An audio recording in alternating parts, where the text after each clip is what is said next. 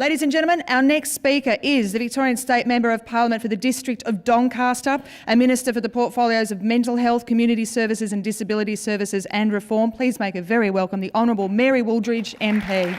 Thank you very much, Brendan. It's wonderful to be back again at the EVAs, and my, haven't they grown. I really want to recognise what an incredible gathering this is tonight because of who is here together and the work that everyone does to make a difference for women in this state. And tonight we have gathered, of course, our wonderful organisers, Fiona McCormack, Danny Blay, Helen Bolton, who are influencing policy, advocating for women and delivering absolutely critical services. We've got parliamentary representative through my parliamentary secretary for Family and Community Services, Andrea Coote, who we work together so closely on this and a range of different issues, and Andrea's a wonderful advocate for women in this state.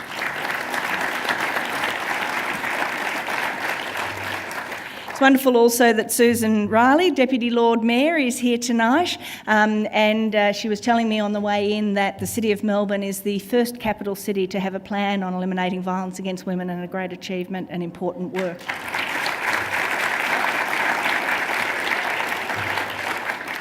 Wonderful community advocates, people like Bernie Geary, the Commissioner for Children and Young People, Karen Toohey from the Equal Opportunity and Human Rights Commission, Anne Edwards from the Centre of Excellence, leaders in our justice system, as we've heard from Ken Lay, the Police Commissioner, and his Deputy Graham Ashton, and I know a number of other police officers, Ian Gray, the State Coroner, and a number of magistrates and judges, Indigenous leaders such as Muriel Bamblett and Larissa Berent, business leaders such as Sally Nichols, and what a wonderful supporter she is of these awards and of this issue more broadly. And of course, our focus for tonight, the media.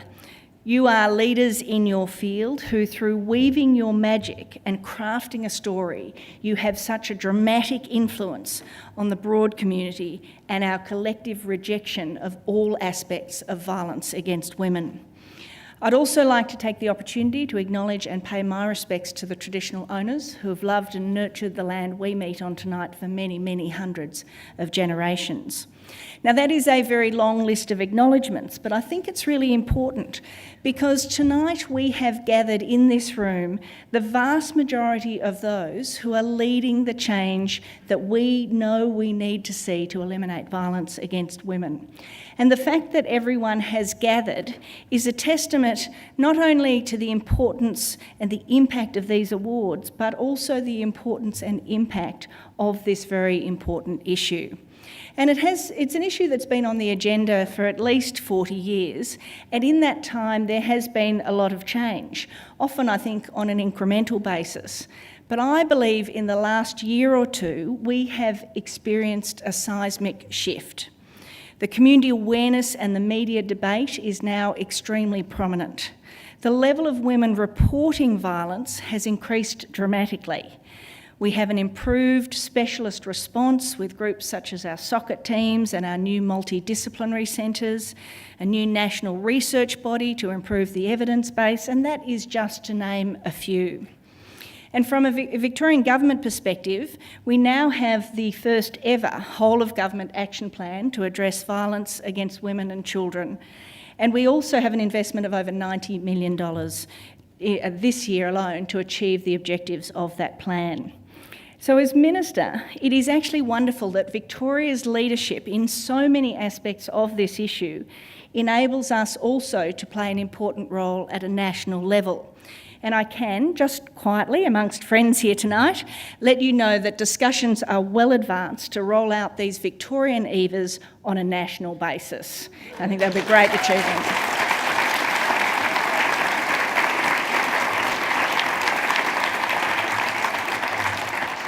And equally exciting is the work that Victoria is leading in conjunction with the federal government on the establishment of a new organisation to champion a broad and ongoing effort to prevent violence against women and children, to ensure that we engage the hearts and minds of the Australian community and that we can translate that evidence base into genuine action to prevent violence against women.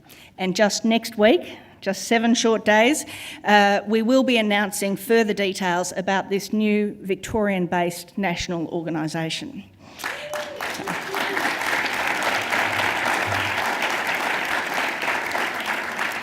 So back to tonight. To all the finalists, tonight we recognise your clear commitment to eliminating violence against women by your respectful and sensitive coverage of family violence, sexual assault and violent crimes against women.